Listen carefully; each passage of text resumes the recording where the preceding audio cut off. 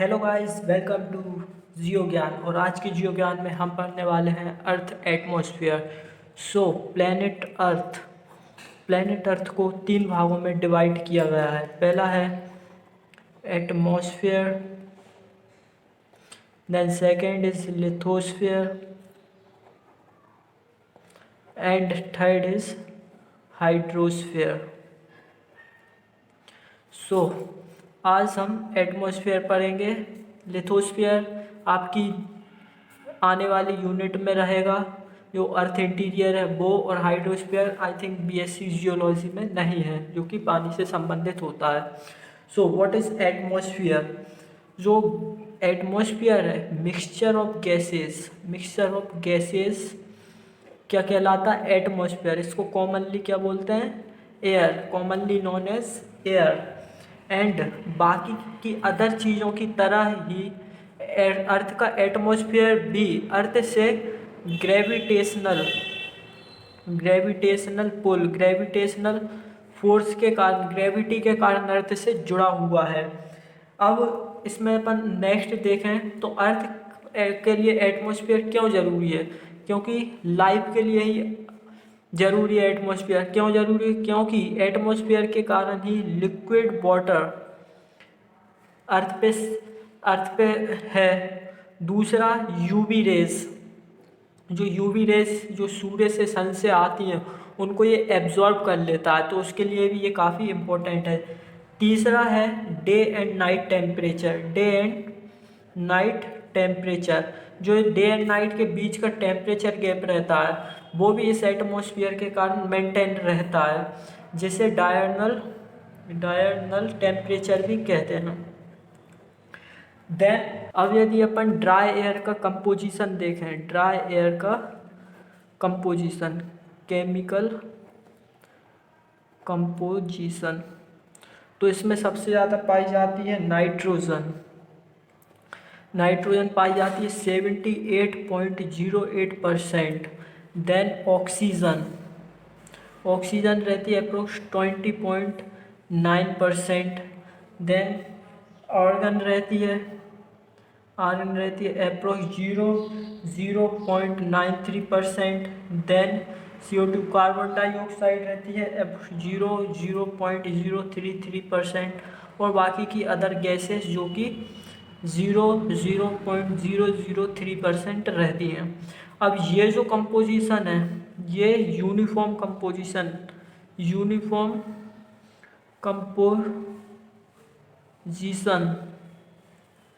Up to 80 kilometre, मतलब कि ये यूनिफॉर्म कंपोजिशन 80 किलोमीटर तक यूनिफॉर्म रहेगा, मतलब एक जैसा रहेगा। 80 किलोमीटर तक ये कंपोजिशन चेंज नहीं होगा। नाइट्रोजन 78% है तो 78% ही रहेगी। और जहाँ तक ये यूनिफॉर्म कंपोजिशन रहता है, उस एरिया को बोलते हैं होमोस्फेयर। तो जहाँ तक यूनिफॉर्म कंपोजिशन रहेगा, उस एरिया को बोलेंगे होमोस्फियर। और यहाँ पे कंपोजिशन वेरी करे, various composition, then it would be heterosphere. Various composition हो तो वो हेट्रोस्फेयर। अब ये जो एयर है, एटमॉस्फेयर है, इसका मास कितना है? तो 5.15 इंटू 10⁻18 किलोग्राम इसका मास है। किसका? Earth atmosphere mass of earth atmosphere कितना है? 5.15 इंटू 10⁻18 किलोग्राम। ये जो है which is only 1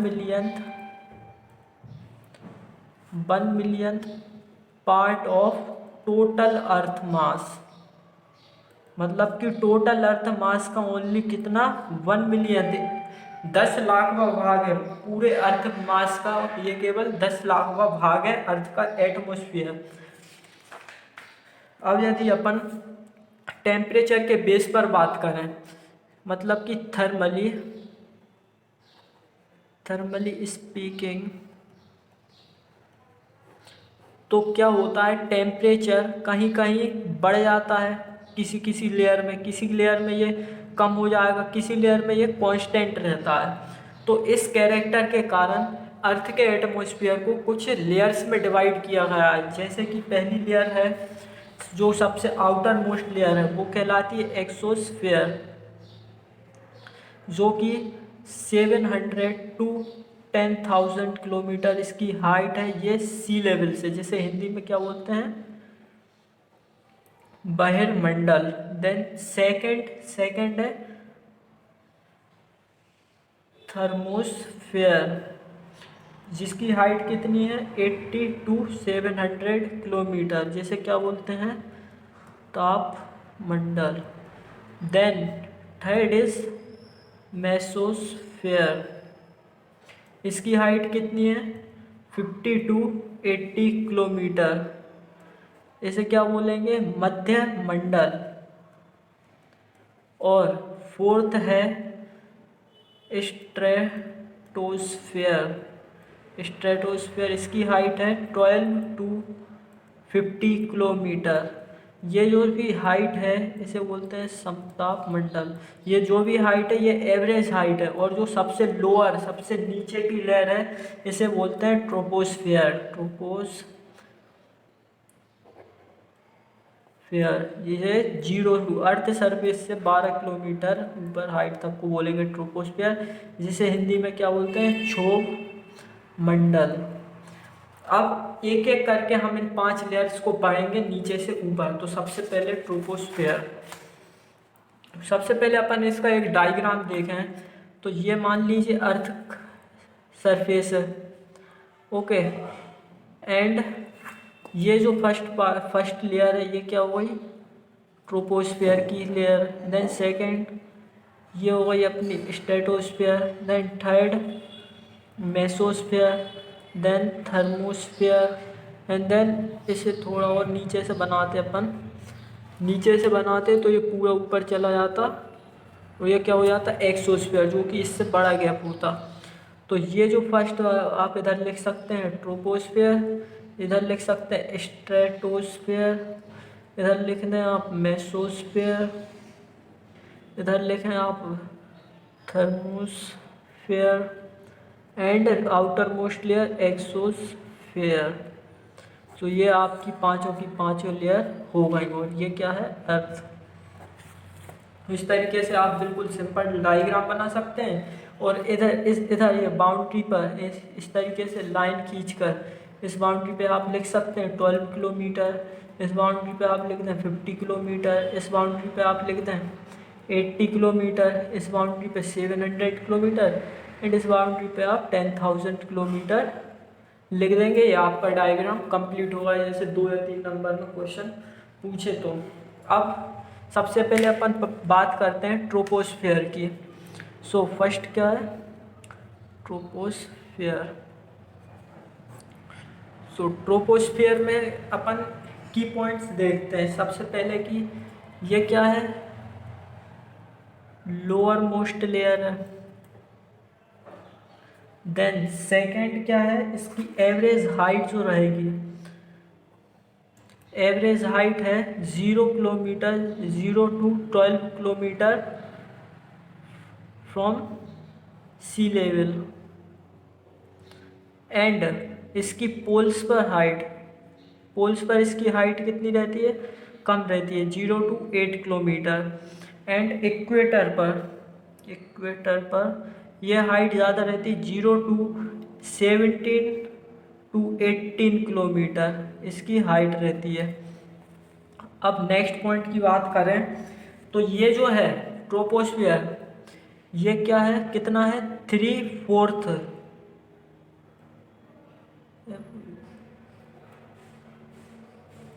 3/4 part of total atmospheric मास। मतलब कि टोटल एटमॉस्फेयर का जितना मास है उसका 3/4 भाग क्या है, ट्रोपोस्फेयर है सबसे छोटा, लेकिन सबसे डेंस है, सबसे ज़्यादा मास इसका ही है। अब यदि अपन बात करें तो जो भी प्रोसेस होती हैं जो लाइफ के लिए इम्पोर्टेंट है, जैसे कि क्लाइमेट से संबंधित, देन और क्या हुई, वेदरिंग, जो वेदर कंडीशन जो भी रहती हैं वो सारी की यहाँ पर बनती हैं। और ये जो रहती है ये यूवी रेस को भी एब्जॉर्ब करती है, जो कि लाइफ के लिए काफ़ी इम्पोर्टेंट है। दूसरा, ये जो है यहाँ पर टेम्परेचर क्या है, हाइट के साथ घटता जाता है। टेम्परेचर डिक्लाइन और डिक्रीजेस विद द हाइट। और ये किस रेट से होता है, विद द हाइट। रेट क्या रहती है इसकी, 1 डिग्री सेल्सियस पर 165 मीटर। तो हर 165 मीटर पे ये 1 डिग्री सेल्सियस कम हो जाता है। अब अपन सेकंड टॉपिक की बात करते हैं। So second point is stratosphere. So stratosphere क्या है वो अब देखते हैं की पॉइंट्स। फर्स्ट, ये स्टार्ट होता है एयर इज इन रेस्ट, मतलब कि इसमें एयर में कोई ज़्यादा हलचल नहीं रहती। ट्रोपोस्फेयर में क्लाइमेटिक कंडीशन डेवलप होती हैं, बेहतरीन कंडीशन डेवलप होती है, इसके कारण वहाँ पे एयर जो रहती है वो काफ़ी हलचल रहती है, हवा काफ़ी तेज चलती है। लेकिन स्ट्रेटोस्फेयर में ऐसा कुछ नहीं रहता, एयर थोड़ी आराम की स्थिति में रहती है। अब इसके जैसे ये जो स्टेडी राइज है ये किस कारण होता है, तो ये स्टेडी राइज है वो ओजोन लेयर के कारण होता है। ओजोन लेयर मतलब कि स्ट्रेटोस्फेयर में एक लेयर रहती है जिसे ओजोन लेयर कहते हैं। ओजोन लेयर का क्या काम है, ओजोन लेयर का क्या काम है, ये यूवी रेज को एब्सॉर्ब करती है, यूवी रेज को एब्जॉर्ब कर लेती है, जिसके कारण अर्थ पर लाइफ पॉसिबल हो सकी है। जो सूरज से आने वाली अल्ट्रा वायलेट किरणें रहती हैं उसको ये एब्जॉर्ब करती है। और जो ओजोन लेयर है वो 15 to 35 किलोमीटर एवरेज हाइट पर अर्थ के सी लेवल से, ये हाइट है, पर पाई जाती है स्ट्रेटोस्फेयर में। और ये जो लेयर है वो 97 to 99% यूवी रेस को एब्जॉर्ब कर लेती है, जिसके कारण ओनली कुछ परसेंट ही यूवी रेस अर्थ पे आती हैं जो कि अपन को हानि नहीं पहुंचाती ज़्यादा। और चूँकि ये लाइफ के लिए इतनी इम्पोर्टेंट लेयर है इसलिए इसे नेचुरल शील्ड कहा जाता है, नेचुरल शील्ड।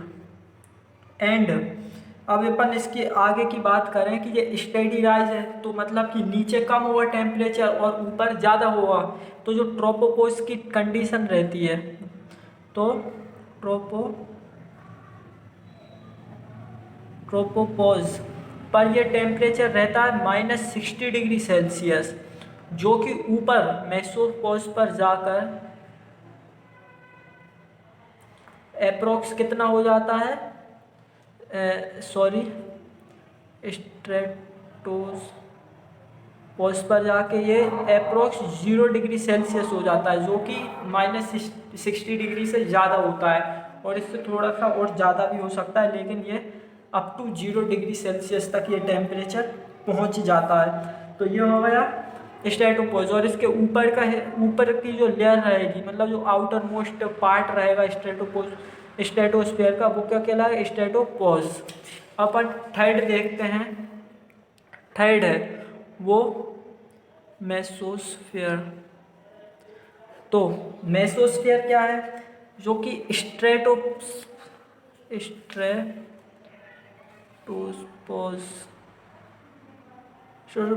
टू 80 किलोमीटर और 85 किलोमीटर इस हाइट को सी लेवल से क्या बोलेंगे, मेसोपोज। स्ट्रेटोपोज कहाँ तक है, 50 किलोमीटर। तो 50 किलोमीटर टू 80 किलोमीटर तक के हाइट को मेसोपोज कहा जाता है। अब मेसोपोज में जो टेम्परेचर रहता है, टेम्परेचर ड्रॉप होता है, मतलब टेम्परेचर डिक्रीज होता जाएगा, जबकि स्ट्रेटोपोज में टेम्परेचर बढ़ रहा था। और ट्रोपोपोज में भी टेम्परेचर घटता है और मेसोस्फेयर में भी टेम्परेचर घट रहा है। तो ये टेम्परेचर जो घटता है, तो इस कारण इसका जो एवरेज रहता है, average temperature drops with height, height बढ़ने के साथ टेम्परेचर घटता जाता है और इसका एवरेज टेम्परेचर जो रहता है वो रहता है अप्रोक्स -85 डिग्री सेल्सियस, मतलब कि काफ़ी कूलेस्ट प्लेस है और ये कूलेस्ट प्लेस ऑन अर्थ है। अब आप बोलोगे ये तो अर्थ के ऊपर है, बट है तो अर्थ में ही।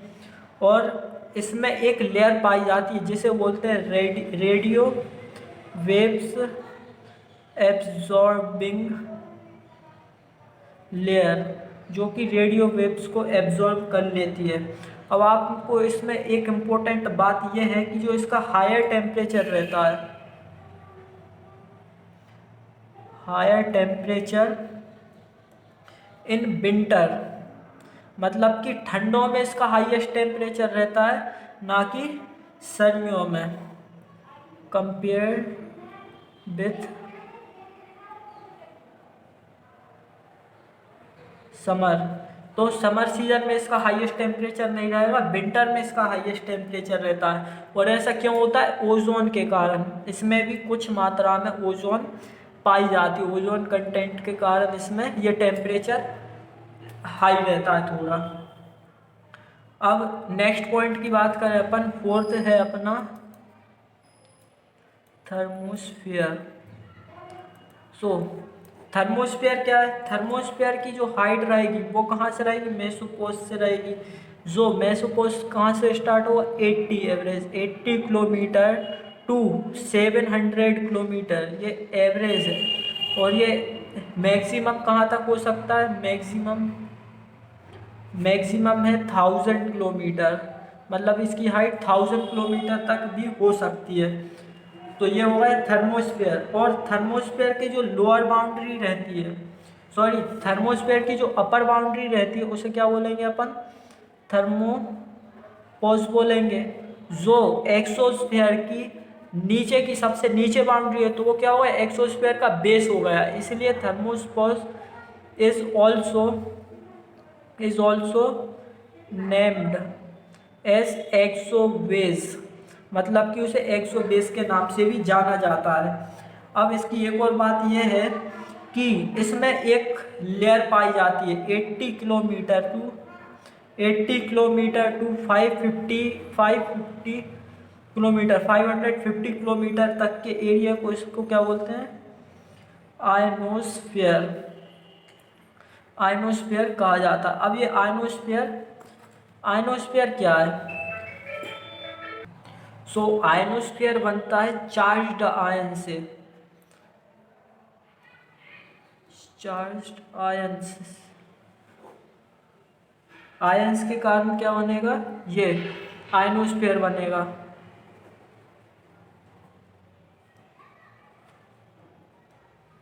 चार्ज आयन के कारण ये आयनोस्फीयर बनता है। और ये चार्ज आयन आते कहाँ से? जो गैसेज रहती हैं वो थर्मोस्फीयर में जाके डिफ्यूज हो जाती हैं, आयंस के रूप में टूट जाती हैं, इसलिए यहाँ पे आयंस ज़्यादा पाए जाते हैं। इसलिए इस एरिया को क्या बोलते हैं? इस रीजन को क्या बोलते हैं? आयनोस्फीयर बोलते हैं। और इसमें जो मीटियोराइट्स रहते हैं वो अधिकतर मीटियोराइट्स इसमें जल जाते हैं, मतलब ख़त्म हो जाते हैं, इसलिए ये मीटियोराइट्स से अर्थ को बचाती है ये लेयर, जो कि काफ़ी इम्पोर्टेंट है, नहीं तो पृथ्वी पर काफ़ी मीटियोर्स आकर गिरते। और क्या ये जो लेयर है कौन सी? थर्मोस्फीयर, ये रेडियो वेव्स को रिफ्लेक्ट कर देती है, जिसके कारण radio waves wireless communication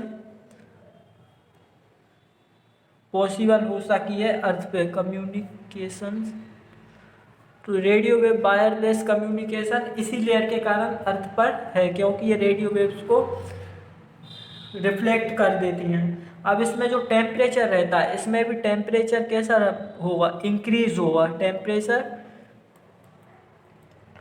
increases. और ये टेम्परेचर क्यों बढ़ता है? स्ट्रेटोस्फीयर में तो टेम्परेचर बढ़ रहा था ओजोन लेयर के कारण, पर इसमें ये टेम्परेचर इसलिए बढ़ता है क्योंकि इसमें जो मॉलिक्यूल्स रहते हैं वो दूर दूर रहते हैं। तो इन मॉलिक्यूल्स के दूर दूर होने के कारण इसका टेम्परेचर काफ़ी अधिक रहता है, लेकिन इसकी डेंसिटी कम रहती है, डेंसिटी लो रहती है। और इसका जो higher temperature can be 1500 degree Celsius, 1500 degree Celsius इसका हायर टेम्परेचर हो सकता है। बट ये जो टेम्परेचर है ये ह्यूमंस की स्किन को फील नहीं होगा। क्यों नहीं होगा? क्योंकि वहाँ पर डेंसिटी काफ़ी लो है और मॉलिक्यूल्स काफ़ी दूर दूर हैं, तो ये यूजलेस है, ये टेम्परेचर का कोई मतलब नहीं रह जाता है। अब अपन बात करते हैं, और जो गैस मॉलिक्यूल्स रहते हैं वो इतने दूर दूर रहते हैं यहाँ पर कि उनके बीच में काफ़ी किलोमीटर की डिस्टेंस रहती है। तो इसी कारण वहाँ पे डेंसिटी कम रहती है। और यहाँ पर ही international international space station, so international space station orbits in this layer. और किस हाइट पे ऑर्बिट करती है? Between 350 and 420 kilometre. तो 350 से 420 किलोमीटर के बीच इंटरनेशनल स्पेस स्टेशन यहाँ पर ऑर्बिट करती है। अब अपनी last and outer most layer की बात करें तो वो एक्सोस्फीयर की बात करें तो ये आउटर मोस्ट लेयर है। कहाँ से कहाँ तक है? इसकी जो एवरेज हाइट है वो 700 to 10,000 किलोमीटर है। एंड इसकी जो लेयर है वो किन चीज़ों से बनी है? इसमें मेनली क्या है? Mainly composed with hydrogen and helium. अब यहाँ पर ये हाइड्रोजन ज़्यादा है, हीलियम कम है। और वैसे अपन ने जो देखा था केमिकल कंपोजिशन एटमॉस्फेयर का, उसमें नाइट्रोजन ज़्यादा थी, लेकिन ये हेट्रोस्फेयर है, मतलब कि यहाँ पे वेरियस कंपोजिशन रहता है, इसलिए ये यहाँ पे हाइड्रोजन ज़्यादा है, हीलियम ज़्यादा है, और यहाँ पे थोड़े बहुत हेवियर एलिमेंट रहते हैं जैसे कि आयरन हो गया, ऑक्सीजन हो गया, आर्गन हो गया। ये भी थोड़े बहुत ज़्यादा रहते हैं, लेकिन सबसे ज़्यादा क्या पाया जाएगा? Hydrogen and helium. एंड अब अपन इसकी बात करें एटम्स की, एटम्स और जो मॉलिक्यूल्स रहते हैं वो इतनी दूर दूर होते हैं इसमें कि वो हंड्रेड्स ऑफ किलोमीटर तक कोलाइड ही नहीं करते। Atoms and molecules are so far, मतलब कि काफ़ी दूर है, so far apart that they can travel hundreds of kilometre travel कर सकते हैं विदाउट कोलाइडिंग। तो आप सोच सकते हैं यहाँ पर डेंसिटी और ज़्यादा कम हो जाती है। और ये जो एरिया है इसे क्या बोलते हैं? इस एरिया को इसे डिफ्यूज़न जोन भी बोलते हैं। इस लेयर को डिफ्यूज़न जोन क्यों कहते हैं? क्योंकि अब इसके बाद क्या रहेगा? ओपन स्पेस रहेगा, तो जो भी गैसेज रहती है वो एटमॉस्फेयर से बाहर निकल कर ओपन स्पेस में डिफ्यूज़ हो जाती है, इसलिए इसे डिफ्यूज़न जोन भी कहते हैं। तो ये रहा आपका एटमॉस्फेयर अर्थ का।